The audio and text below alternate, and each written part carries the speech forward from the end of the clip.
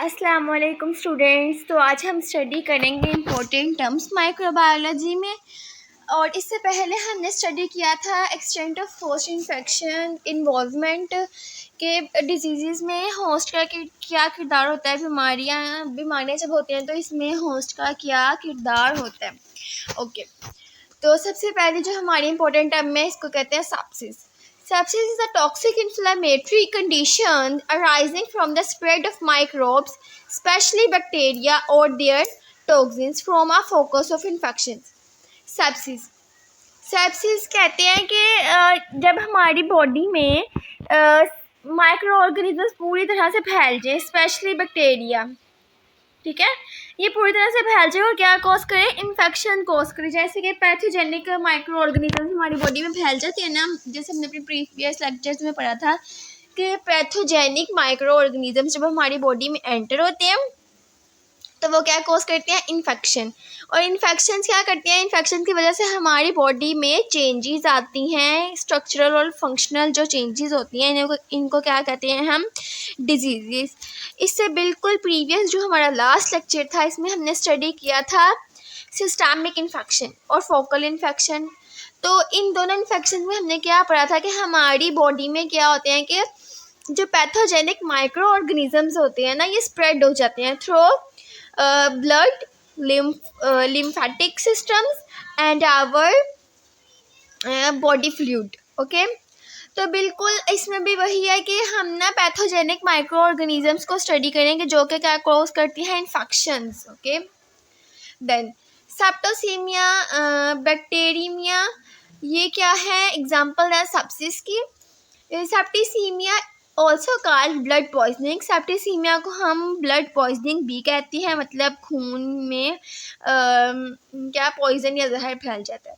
Is a systemic infection arising from the multiplication of the pathogens in the blood. ये कौन सा systemic infection, जैसे कि हमने पिछले लेक्चर में पढ़ा था कि जहाँ पे भी सिस्टमिक का वर्ड आए तो इससे हमें समझ आना है कि ये किसकी बात हो रही है, ब्लड या बॉडी फ्लूइड की बात हो रही है। और ईमिया जहाँ पे भी वर्ड आए ना, इसका मतलब होता है कि ये किससे रिलेटेड है, ब्लड से रिलेटेड बात हो रही है। तो इसमें भी हम ब्लड से रिलेटेड बात करेंगे कि जब हमारी बॉडी में मल्टीप्लिकेशन यानी कि ग्रोथ हो किसकी, माइक्रो ऑर्गेनिजम्स, और माइक्रो ऑर्गेनिजम्स में पैथोजेनिक माइक्रो ऑर्गेनिजम्स की, तो इनको क्या कहते हैं हम, सेप्टिसीमिया। और इनकी एग्जांपल्स क्या हो सकती हैं, मेजल्स यानी कि खसरा, जब खसरा होता है तो वो खून के जरिए फैलता है ना। और सेप्टिसीमिया किसकी एग्जांपल है, सेप्सिस की। बैक्टीरियमिया, जैसा कि हमने सेप्टिसीमिया में पढ़ा है कि पैथोजेनिक माइक्रो ऑर्गेनिजम्स की मल्टीप्लिकेशन होती है, तो बैक्टीरियमिया में बैक्टीरिया की मल्टीप्लिकेशन होती है इन द ब्लड। ओके, इनके नेम से भी जाहिर है कि बैक्टर कहाँ से ओरिजिनेट हुआ है, बैक्टीरिया से, और aemia mean blood. Toxaemia and viraemia, toxaemia refers to the presence of toxins in the blood as occur in tetanus। Toxaemia में क्या होता है कि जो टॉक्सिन्स होती हैं ना, ये हमारी ब्लड में क्या करती हैं, फैल जाते हैं या प्रेजेंट होती है, इनकी मल्टीप्लिकेशन होती है। और उसकी एग्जांपल क्या है, टेटनस क्लोस्ट्रीडियम टेटनाई की वजह से होता है। और जब हमें चोट लगती है तो क्या होता है कि ये हमारी आउटसाइड द बॉडी से इनसाइड द बॉडी चल जाता है और ये क्या कॉज करता है, डिजीज़। और इस तरह के इन्फेक्शंस को हमने क्या बोला था, लैटेंट डिजीजेस। सॉरी, इसको हमने बोला था clostridium non communicable disease. Okay, latent तो वो वाले थे ना कि जिसमें बहुत देर तक हमारी बॉडी में माइक्रो ऑर्गेनिज्म से पैथोजेंस रहती हैं और after the long period of time ये क्या करती हैं, डिजीज़ कोज करती हैं। और इसमें हमने एग्जांपल देखी थी कोल्ड सोर्स की। अच्छा, viremia refers to the presence of viruses in the blood. Viremia mean हमारी बॉडी में क्या प्रेजेंट होती है, वायरसेस। ओके, अब ये जो है ना प्राइमरी इन्फेक्शन और सेकेंडरी इन्फेक्शन, ये एक इम्पॉर्टेंट क्वेश्चन है। ओके, ये काफ़ी दफ़ा पूछा जाता है। A primary infection is an acute infection that causes the initial illness. Primary infection ऐसे एक्यूट मतलब कम ख़तरनाक इन्फेक्शन है जो कि हमें ना इनिशियल मतलब थोड़ी देर के लिए क्या करते हैं, डिजीज़ कोज करते हैं। प्राइमरी इन्फेक्शन मतलब ये कम ख़तरनाक है ना, तो प्राइमरी इन्फेक्शन में हमने पहले भी देखा था कि ये जल्दी से हो जाती हैं। एक्यूट इन्फेक्शन जब हमने पढ़ा था तो हमने देखा था कि बहुत जल्दी से हो जाते हैं और थोड़े ही अरसे में ख़त्म हो जाते हैं। जैसे कि इन्फ्लुएंज़ा जब हमें नज़ला होता है तो वो थोड़ी देर के लिए होता है ना, फिर वो जल्दी से ख़त्म भी हो जाता है। सेकेंडरी इन्फेक्शंस, ये भी एक इम्पॉर्टेंट क्वेश्चन है। Secondary infection is one caused by an opportunistic pathogen. Secondary infection किसकी वजह से होता है? अपॉर्चुनिस्टिक माइक्रो ऑर्गेनिजम्स की वजह से। मतलब अपॉर्चुनिस्टिक माइक्रो ऑर्गेनिजम्स हमने अपने प्रीवियस लेक्चर में स्टडी किया था कि अपॉर्चुनिस्टिक माइक्रो ऑर्गेनिजम्स वो वाले माइक्रो ऑर्गेनिजम्स होती हैं जो कि मौके की तलाश में रहते हैं कि भाई कब हमें मौका मिले और कब हम क्या करें, डिजीज़ कोज करें। कहाँ? inside the body. After the primary infections has weakened the body defense. देखें, अपॉर्चुनिस्टिक माइक्रो ऑर्गेनिज्म इस तलाश में होते हैं ना कि जब हमारा इम्यून सिस्टम क्या हो, वीक हो और हम क्या करें, डिजीज़ कोज करें। अब हमारा इम्यून सिस्टम किस तरीके से वीक हो सकता है? एक तो ये ना कि हमें पहले से भी कोई बीमारी हो तो हमारा इम्यून सिस्टम तब भी वीक होगा, क्योंकि देखिए ना मुझे बुखार है तो कुछ चेंजेस आएंगे ना मेरी बॉडी में, मेरी क़ुव्वत मुदाफ़ियत कम होगी। लेकिन जो अपॉर्चुनिस्टिक माइक्रो ऑर्गेनिज्म होंगे ना, वो कहेंगे कि भाई चलो अब हम डिजीज़ को कोज कर देते हैं, भाई हमें मौका मिल गया। अब होस्ट क्या हो गया? वीक हो गया।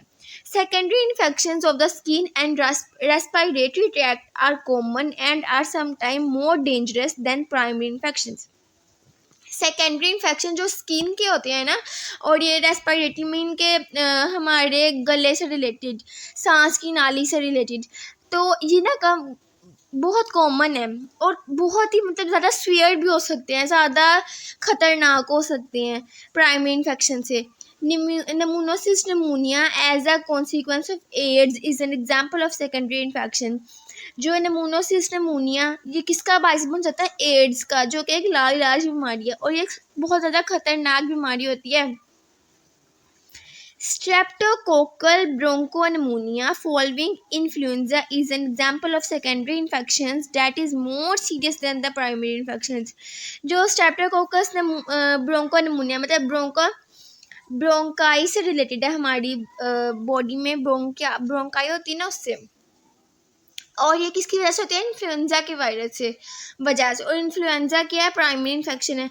इन्फ्लुएंजा तो खतरनाक नहीं है, लेकिन जो ये बीमारी इसके बाद होती है ना, ये स्ट्रेप्टोकोकस ब्रोंकोनिमोनिया, ये बहुत खतरनाक होती है। सब clinical infection. Subclinical infection is one that does not cause any noticeable illness. Subclinical infection वो वाला इन्फेक्शन होता है जिसमें हमें ना सिम्टम्स इतनी ज़्यादा शो नहीं होती है, मतलब हमें पता चल जाता है कि अभी बीमारी हो गई है, ठीक है। जैसे कि पोलियो हो ना, तो उनकी ज़्यादा सिम्टम्स नहीं शो होती, मतलब पता चल जाता है, देखने से ही पता चल जाता है कि भाई ये पोलियो है या हेपेटाइटिस ए, ये इनकी एग्जांपल है। या फिर इसकी एग्जांपल हम इस तरीके से भी समझ सकते हैं कि वो वाला इन्फेक्शन, जैसे कि हमारा अब किसी का एक्सीडेंट हुआ है, तो जब एक्सीडेंट हुआ तो चोट्स लगती है ना, वो सामने देखने से ही नज़र आ जाती है कि भाई इसे ये वाली बीमारी हुई है, मतलब इसको ये वाला डिजीज़ हुई है, या फिर इसको ये वाला प्रॉब्लम है, यहाँ पे इसको चोट लगी है, यहाँ से ब्लीडिंग हो रही है। तो उसके लिए कोई डॉक्टर टेस्ट वगैरह तो नहीं ना करवाते, तो सिर्फ देखने से पता चल जाता है ना जब हमें मामूली से चोट हो। और पोलियो या हेपेटाइटिस में भी यूं ही देखने से पता चल जाता है, जैसे कि जो यरकान होता है इसमें कलर येलो हो जाता है, तो भाई पता चल जाता है कि भाई ये पीला यरकान हो गया। ओके दोस्तों, तो ये थी हमारी आज की वीडियो। अल्लाह हाफिज़, मुझे अपनी दुआ में याद रखिएगा।